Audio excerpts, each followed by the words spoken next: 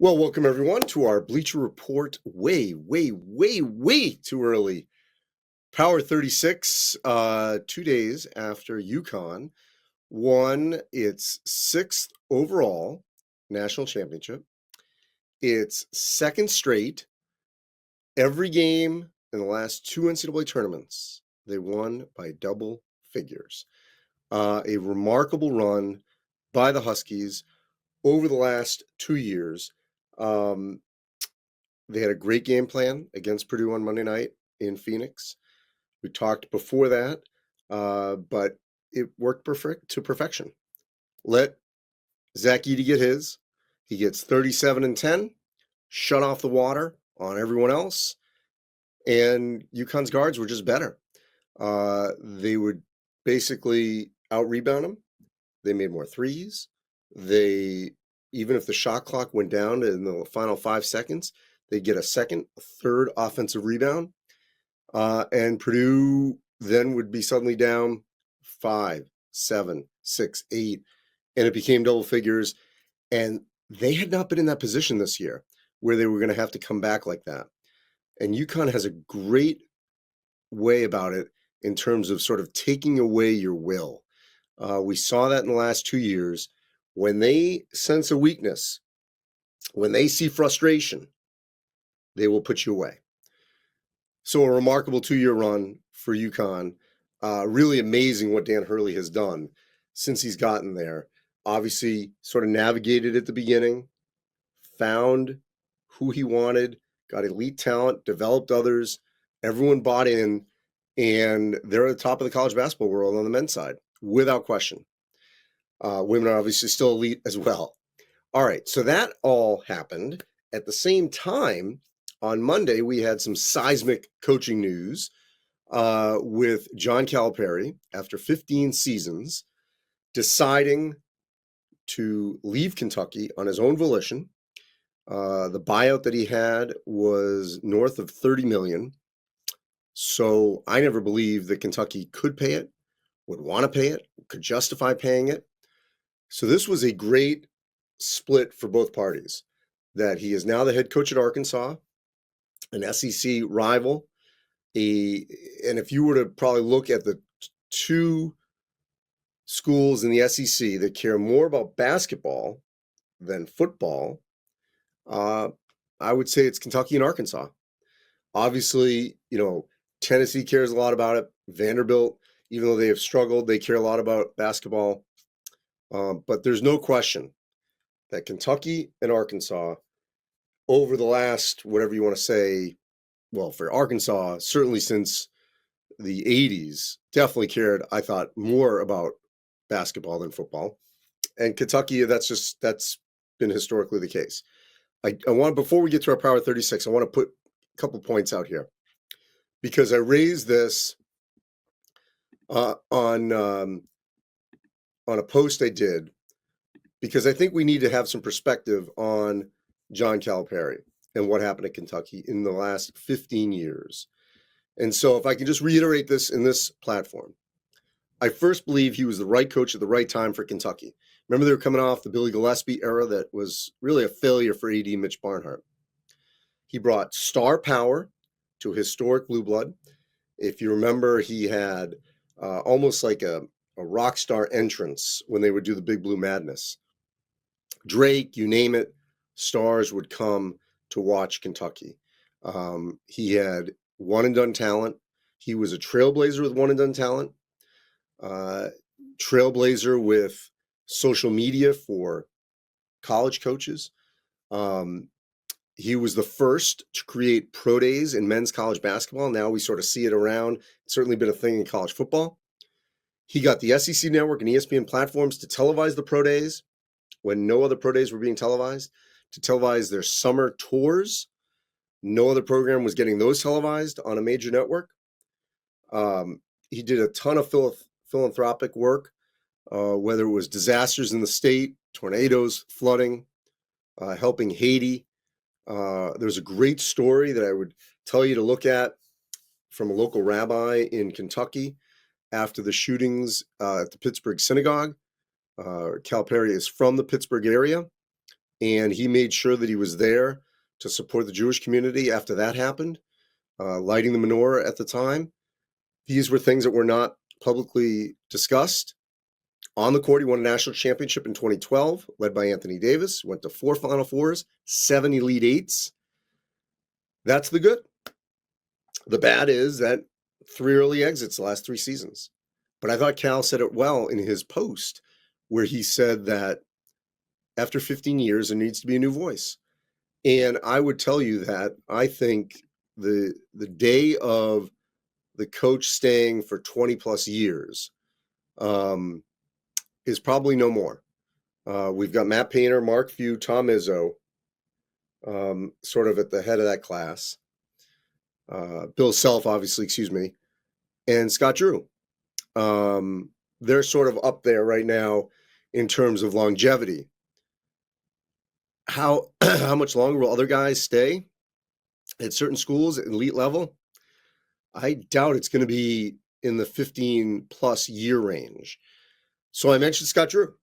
The names bandied about, everyone has them. And I think Scott Drew is in the top 3. We'll see if it even happens in the next 24 hours to get the Kentucky job. I personally don't believe Billy Donovan wants to go back to college basketball. He was asked about it after the Chicago Bulls game. You know, it's a different era right now in college basketball. NBA guys like their NBA life. Recruiting certainly has changed, but your recruiting is all about NIL now and transfer portal. And it's a headache. And if you don't have to deal with it financially and you're in the NBA, I'm not quite sure why you would. So I'm not convinced that he would entertain it. That's why. And also now I mentioned Dan Hurley. Now he's someone that could certainly stay at UConn for 20 years, but he may burn himself out. And he said he does not want to coach into his 70s. He just turned 50. So could he stay at UConn another 10 years and continue this dynasty? Of course. Could Kentucky back up the truck to get him? Sure. They could try. I don't think his wife, Andrea, and family is very important to him, would want to leave New Jersey. She left New Jersey for Rhode Island and Connecticut. I don't think she'd want to go to Kentucky. That's my opinion. It's also really hard after you win a championship to just bolt. You can't celebrate it. And so a lot of times we see coaches talked about leaving it after a championship, and it almost never happens.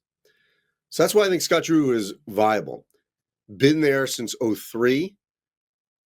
Remarkable rebuilding job after the program was decimated, after what happened with the murder of Patrick Dennehy, the cover-up via violations, not of the murder, but of NCAA violations by Dave Bliss, the show cause, the weird penalties of no non-conference games, and he got them to a national championship.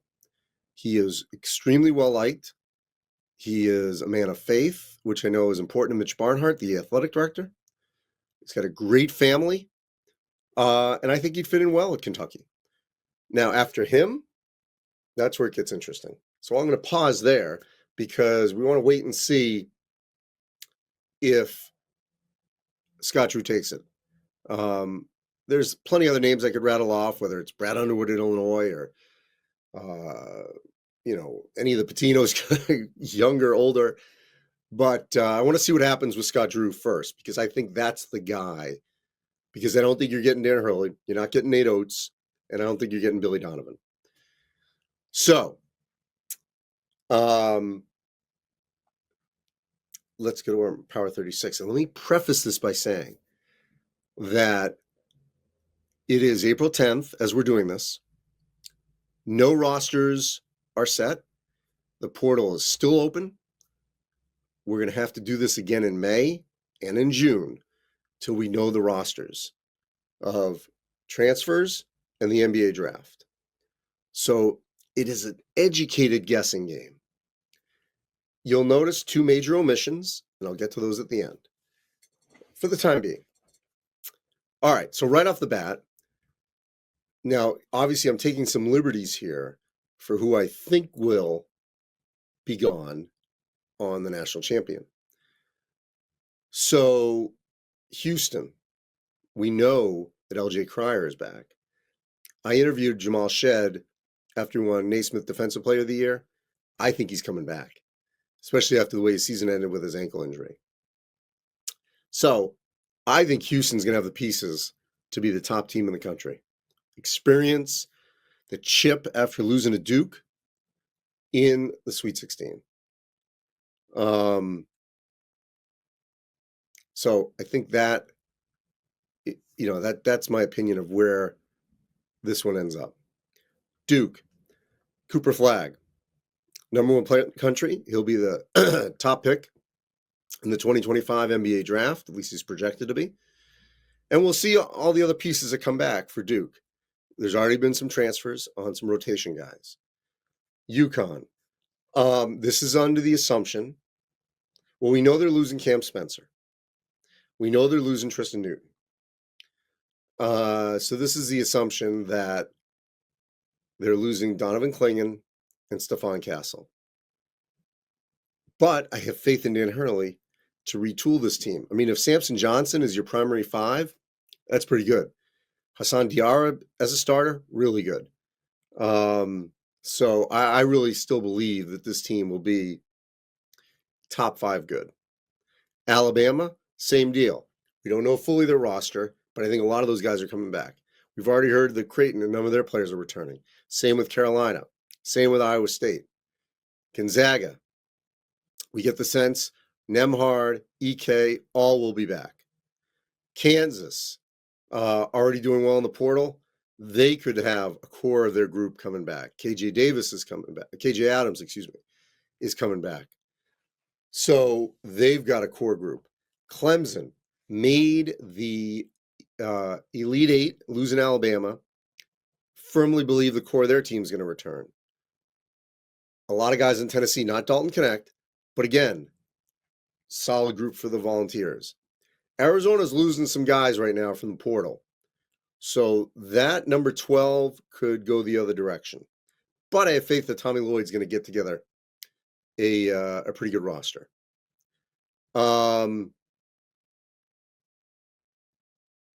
Willie Ringo already saying that Ace Bailey is going to go number one. And he may. We'll see. All right, so here's Purdue at 13. No Zach Edey, and we saw how exposed they got when the other four guys had to be counted on. So you take Edey out. Lance Jones is gone. Mason Gillis gone. Ethan Morton gone. I know he didn't play much, but still. Again, here's a faith pick. I firmly believe Purdue will be up there. Auburn, dealing with the transfer portal as well. Illinois, they're going to restock. They could be higher. Baylor, let's see what happens with Scott Drew, but they could be higher. Florida lost at least two guys already, but I think their core will return. Same with A&M, same with Dayton, even if Holmes is gone. Everyone I've talked to in the Mountain West said Boise State is going to be the team to beat in the Mountain West. So I was with a couple Mountain West teams throughout the course of the tournament. Wisconsin, they're going to lose. They lose AJ Storr, but he didn't play well at the end of the season. They'll lose Tyler Wall, but the rest of the group's going to return, and they feel really good about their recruiting class. Xavier, another team that's going in the right direction. Ohio State, they lose Gale, they lose Battle, but Michi Johnson had a great year at South Carolina. He's back. Bruce Thornton back. Felix Akbara back. So they're going to have a core for new coach Jake Diebler. Marquette may only lose Tyler Kolek. I say only. That's big time. But it's still going to be a core group that Shaka Smart will have in contention in the Big East. Let's go to 25 through 36. Michigan State. So of all the seniors, AJ Hogarth's the one that could return. I don't anticipate he will. But all those freshmen, great freshman class, and he's got more coming in this group. I firmly believe that the Spartans will be in the mix. And Tom Izzo is determined to make that the case. I think Xavier Booker will have a breakout year. Cohen Carr. Jeremy Fears will be back after the recovering from the gunshot wound. So they'll be real good. Oregon, they're not going to have Dante, but the rest of their core group will be there. Seton, let's see what their roster, if they can build off that NIT championship. San Diego State, I was with them in Boston, and they felt really good about their core, even if Ledee is, even with Ledee gone. UCLA got better throughout the course of the season. If they can keep most of those guys together, they did pick up Sky Clark already. They're going to be in the mix. Max Asmus gone from Texas, but I, again, believe in this core group. Same with St. Mary's. Nebraska getting Juwan Gary back, Bryce Williams. They lose Tominaga, but they could have a really good squad. Wake Forest, their whole core could be back that just missed the NCAA tournament. NC State, we expect Burns gone, but let's now build on what happened with the Final Four, and give Kevin Keatts some credit here, that they're going to have the momentum in the next season. BYU, their core group will be back, so they'll be able to score. They need to defend, but they'll be able to score. And with Rutgers, I felt like they've got Dylan Harper and Ace Bailey. So 2 of the top 5 players in the country, lottery picks. But you can't win just with young guys. Just picked up a Princeton transfer. They got to make sure their veterans or anyone else in the portal step up, because they lost the whole freshman class from 2 years ago. And they recruited over them. But I still feel like with the talent they have coming in, they're going to have to be in there somewhere. So where did that leave all these other teams that I was considering? It's a laundry list. Cincinnati, Villanova, Mississippi State, Maryland, Providence, Indiana, UNLV, Deon Thomas is back, New Mexico, K-State, Syracuse, Memphis, Minnesota, St. John's, Colorado, Loyola Chicago, VCU, Pitt, Northwestern just got Ty Berry and Matt Nicholson back, UAB, South Florida, Colorado State, Kentucky, and Arkansas. Not here because they have no players right now. I guess technically Kentucky does, but I don't expect them to stay. They don't have a coach. Arkansas doesn't really have a team yet, but he'll put one together. Princeton, Vermont, St. Louis, Miami, Georgia, South Carolina, UMass, Richmond, Bradley, and Northern Iowa. So those were all of my under consideration. I know that I'm going to get some heat for no Kentucky and Arkansas, but I don't have a roster yet. So that's where we're going to do this throughout the course of the spring into the summer, when we have the full rosters of these teams. All right, L. Jordan 9, he's a loyal Bleacher Report stream watcher. You get a shout out. Again, appreciate you. C-Mob says, is Hurley to Kentucky possible? Of course it's possible. The question is there enough money to draw him away? I don't think it's going to be about the money. He loves being at UConn, loves what he's built. So Straw22 says, I don't think Scott Drew is the answer. Let me tell you something about Drew at Baylor. They consistently got incredible athletes who had great athleticism, long reach, could run the floor, shot block. He's gotten great guard play over the last 20 years.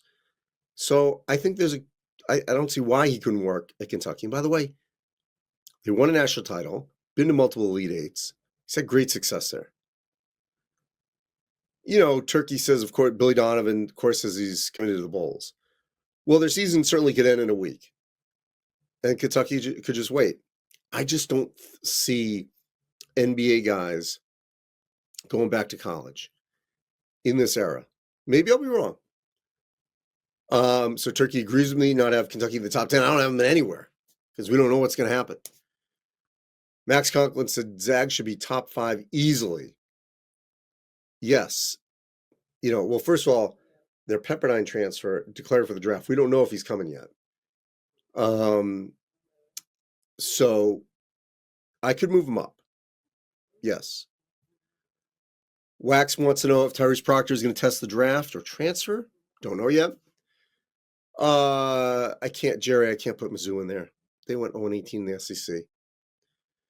Yeah, Derek Dempsey, no Maryland in the 25 to 36 because I don't think you can dismiss losing Jameer Young and Dante Scott. Yes, they've got talent, but I want to see it.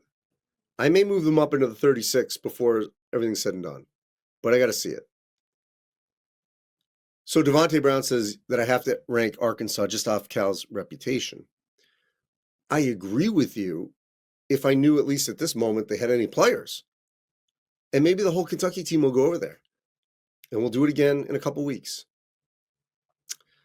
Drew Thompson, yes, South Carolina is in my under consideration. Willie Ringo thinks Aaron Bradshaw could commit to Rutgers. Could they make a run? Need to fill that whole roster. A lot of pieces still there. And Cody, yes. Well, they did, for Memphis. They already picked up Dane Danger from Illinois. So, yeah, he'll work the portal. No question.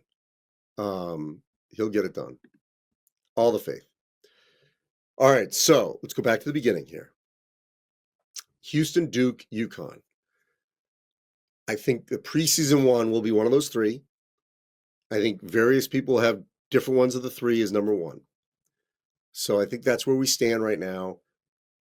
In April, for next season's preseason one, it will be one of those three. That's my bold prediction. I'm going with Houston now. Let's see how the rest of the rosters shake out. Again, congratulations to UConn. 6th overall national championship, 2nd in a row. Last time that happened was Florida in 06-07. Prior to that, it was Duke in 91 and 92. Dan Hurley creating a Hall of Fame career in a short amount of time at UConn. As always, appreciate everyone. We're going to continue to do these at different points in the offseason. We got the NBA Draft Combine, got the NBA Draft. But this sort of puts a period on this season with this one. But we'll do this again and appreciate everyone's engagement with everything. I've had a blast doing it. And take care, everyone. Be safe and appreciate your time.